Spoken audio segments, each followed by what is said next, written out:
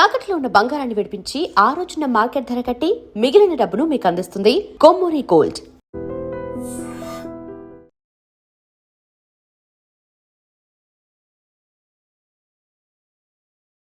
కల్వకుంట్ల కవిత నూతన party ప్రకటించేశారు. Party పేరు తెలంగాణ రాష్ట్ర సేన, టీఆర్ఎస్గా నామకరణం చేశారు. ఆవిర్భావ ఉత్సవం అంగరంగ వైభవంగా జరిగింది. రాష్ట్రం నలుమూలల నుంచి వేలాదిగా తరలి వచ్చినటువంటి పార్టీ శ్రేణుల సమక్షంలో పార్టీ అనౌన్స్మెంట్ జరిగింది. కొన్ని రోజులుగా చర్చ ఉంది పార్టీ పేరు ఏమై ఉంటుందని. సో మీడియాలో, సోషల్ మీడియాలో టీఆర్ఎస్ఏ రాబోతుంది, టీఆర్ఎస్ వచ్చే విధంగా పార్టీ పేరుని డిజైన్ చేశారని కూడా ఒక చర్చ ఉంది. తెలంగాణ రాజ్య సమితి అని, తెలంగాణ రాజ్య సేనని, సో ఇలాంటి చర్చ ఉంది. కానీ టీఆర్ఎస్నే పెడుతూ తెలంగాణ రాష్ట్ర సేనగా ఈరోజు ప్రకటించారు కల్వకుంట్ల కవిత. పార్టీ పేరును ప్రకటించిన తర్వాత ఆ పార్టీ పేరు ఏ విధంగా ఉంటుంది, కలర్స్ ఏమున్నాయి, అవి కూడా చాలా క్లియర్గా మీరు ఇప్పటికే చూసుంటారు. పార్టీని అనౌన్స్ చేసిన తర్వాత ఇటు కేసీఆర్ని, రేవంత్ రెడ్డిని, భారతీయ జనతా పార్టీని అందరినీ టార్గెట్ చేశారు కల్వకుంట్ల కవిత. ముఖ్యంగా మాజీ ముఖ్యమంత్రి బీఆర్ఎస్ అధ్యక్షులు కేసీఆర్కి ఒక గట్టి షాక్ ఇచ్చారు ఈ పార్టీ పేరు అనౌన్స్ చేయడంతో అని చెప్పాలి. ఫస్ట్ షాక్ ఇచ్చింది కేసీఆర్ గారికి, బీఆర్ఎస్ పార్టీకే అని చెప్పాలి. ఎందుకంటే బీఆర్ఎస్ అతి త్వరలోనే టీఆర్ఎస్గా మారబోతోంది.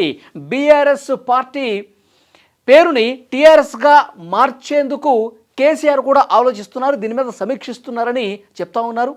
గతంలో కేటీఆర్ కూడా ఈ ప్రస్తావన తీసుకొచ్చారు. ఎందుకంటే పార్టీలో ఉన్నటువంటి నాయకులు, కింది స్థాయి కేడర్ కూడా బీఆర్ఎస్ని టీఆర్ఎస్గా మారిస్తేనే మళ్ళీ ఆ సెంటిమెంట్ అనేది బలంగా పనిచేస్తుంది, మళ్ళీ పూర్వ వైభవం పార్టీకి వస్తుంది, టీఆర్ఎస్గా మార్చండి అని చెప్పి పెద్ద ఎత్తున చర్చ కూడా జరుగుతున్నటువంటి పరిస్థితి.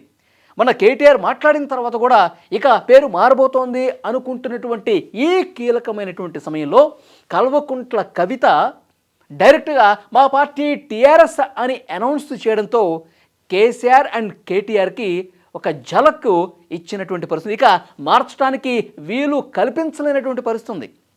ఎందుకంటే టీఆర్ఎస్ పార్టీ పేరు ఆల్రెడీ వచ్చేసింది కాబట్టి ఈ బీఆర్ఎస్ని టీఆర్ఎస్గా మార్చే పరిస్థితి ఇక లేదు అని చెప్పాలి. మొదటి షాక్ పార్టీ పేరు అనౌన్స్మెంట్తో కేసీఆర్ అండ్ కేటీఆర్కి కవిత ఇచ్చారు. తండ్రికి, అన్నకి ఒకేసారి షాక్కి గురి చేశారు అని చెప్పక తప్పదు. ఈ సమావేశంతో కేసీఆర్ గారికి చాలా సూటిగా కొన్ని ప్రశ్నలు వేశారు కల్వకుంట్ల కవిత. ఇప్పుడున్న కేసీఆర్ మన కేసీఆర్ కాదు, ఇప్పుడున్నటువంటి కేసీఆర్ పాత కేసీఆర్ అసలే కాదు అని చెప్పారు. అవినీతి పరులకు కొమ్ము కాస్తే విధంగా ఆయన ప్రవర్తన ఉంది. పూర్తిగా తన చుట్టూ అవినీతి పరులను పెట్టుకున్నారు. రాష్ట్రానికి ఏ కష్టం వచ్చినా, ప్రజలకు ఏ కష్టం వచ్చినా ముందుండే కేసీఆర్, అప్పుడున్నటువంటి కేసీఆర్ ఇప్పుడు లేడు అని కూడా కుండబద్దలు కొట్టినట్టుగా చెప్పారు కల్వకుంట్ల కవిత. ఇక కాంగ్రెస్ పార్టీ మీద, ముఖ్యమంత్రి రేవంత్ రెడ్డి గారి మీద కూడా అంతే సీరియస్గా వాగ్బాణాలు సంధించారు. రేవంత్ రెడ్డి రాక్షసుడితో పోల్చారు కల్వకుంట్ల కవిత, హిట్లర్తో పోల్చారు.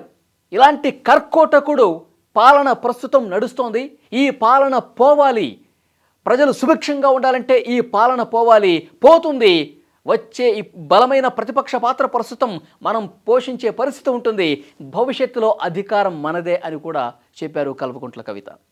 సో అందరినీ కూడా టార్గెట్ చేశారు.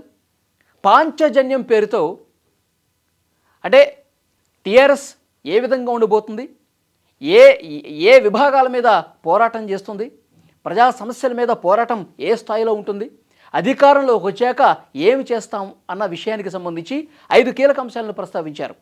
ఒకటి విద్య గురించి మాట్లాడారు, రెండోది వైద్యం గురించి మాట్లాడారు, మూడోది ఉపాధి అవకాశాల గురించి మాట్లాడారు, రైతన్నల గురించి మాట్లాడారు, తర్వాత మహిళా సంక్షేమం గురించి మాట్లాడారు. ఈ 5 అంశాల ప్రాతిపదికనే టీఆర్ఎస్ పని చేస్తుంది, బలంగా జనంలోకి వెళ్ళి పోరాటాలు చేస్తుంది. అధికారంలోకి వచ్చిన తర్వాత ఈ పాంచజన్యం 5ంటికి సంబంధించి ప్రజలకి మంచి చేస్తుంది, ఈ 5 విభాగాల్ని బలోపేతం చేస్తుంది, వాళ్ళ సుభిక్షానికి పార్టీ పనిచేస్తుందని కూడా కల్వకుంట్ల కవిత చెప్పారు. ఇక అక్కడ రాష్ట్ర వ్యాప్తంగా కూడా పెద్ద ఎత్తున ఉన్నటువంటి జాగృతి కార్యకర్తలు, అభిమానులందరూ కూడా ఈ సమావేశానికి తరలివచ్చారు. అక్కడ తెలంగాణ రుచులు అన్నీ కూడా భోజనాలు కూడా ఏర్పాటు చేశారు. సురవరం ప్రతాపరెడ్డి భోజనశాల ఒకటి ఏర్పాటు చేశారు, సమ్మక్క సారళమ్మ భోజనశాల ఏర్పాటు చేశారు, షోయబుల్లా ఖాన్ మీడియా భోజనశాల కూడా ఉంది. క్యాడర్కి, అతిథులకి, సుదూర ప్రాంతాల నుంచి వచ్చినటువంటి అభిమానులకి అందరూ కూడా పసందైనటువంటి తెలంగాణ రుచులు ప్రతిబింబించే విధంగా భోజనాలు ఏర్పాటు చేశారు. పార్టీ ప్రకటించేసిన తర్వాత కార్యకర్తలు, అతిథులకు తెలంగాణ రుచులన్నీ కూడా ఈ మధ్యాహ్న భోజనం కోసం 34 వంటకాలు సిద్ధం చేశారట. నాన్ వెజ్లో ఏం పెట్టారంటే తలకాయ కూర, బొట్టి ఫ్రై, తెలంగాణ మటన్ కర్రీ, నాటుకోడి పులుసు, బొమ్మిడాయల పులుసు, హైదరాబాద్ చికెన్ దమ్ బిర్యానీ, మిర్చికా సాలన్, ఎగ్ ఇగురు ఇలాంటివి ఉన్నాయి. ఇక వెజిటేరియన్లో బగారా బైగన్, మసాలా కర్రీ, కందగడ్డ ఫ్రై, పాలకూర, మామిడి పప్పు, ఆలు టమాటా, చామగడ్డ పులుసు, కట్చారు ఇవన్నీ కూడా సిద్ధం చేశారు. అంటే తెలంగాణ ప్రత్యేక వంటకాలుగా పేరుగాంచినటువంటి మక్కగారెలు, జొన్న రొట్టె, సర్వపిండి, బూరెలు, అరిసెలను కూడా మెనూలు చేర్చారు. ఇక వీటితో పాటు bagara rice, white rice, sambar, రోటి పచ్చడి, దోశ, ఆవకాయ, మిర్చి బజ్జీ, పచ్చి పులుసు, పాపడ్, పెరుగు, రైతా కూడా ఇందులో ఉన్నాయి. మజ్జిగ, రాగి అంబలి కూడా పార్టీ ఆవిర్భావ సభలో అందుబాటులో ఉంటాయి. ఇక డిజర్ట్స్లో butterscotch ice cream, shahi tukda, jalebi కూడా పెట్టబోతున్నట్టుగా తెలుస్తోంది. అంటే తెలంగాణ వంటకాలు, తెలంగాణ సంప్రదాయ వంటకాలు ఏవైతే ఉన్నాయో అవన్నీ కూడా ఈరోజు అక్కడ వచ్చినటువంటి అతిథులకి, పార్టీకి సంబంధించిన నాయకులకి, కార్యకర్తలకి, అభిమానులందరికీ కూడా తెలంగాణ విందుని పెట్టబోతున్నట్టుగా తెలుస్తుంది. ఇక రేపటి నుంచి పార్టీ కార్యక్రమాలు, మేధావులతో మంతనాలు, పార్టీని ఏ విధంగా జనాల్లోకి బలంగా తీసుకెళ్లాలి, వీటన్నింటికి సంబంధించి వరుసగా సభలు, సమావేశాలు పెట్టబోతున్నట్టుగా తెలుస్తోంది. ఈ వీడియో చూస్తున్న ప్రతి ఒక్కరూ స్పందించండి. కవిత కొత్త పార్టీ టీఆర్ఎస్ తెలంగాణ రాష్ట్ర సేన భవిష్యత్తు ఎలా ఉంటుంది అనుకుంటున్నారు? ఒకవైపు కేసీఆర్కి, మరోవైపు రేవంత్ రెడ్డికి, భారతీయ జనతా పార్టీకి, ఈ 3 బలమైనటువంటి పార్టీలను తట్టుకుని కవిత నిలబడతారా లేదా? Please comment.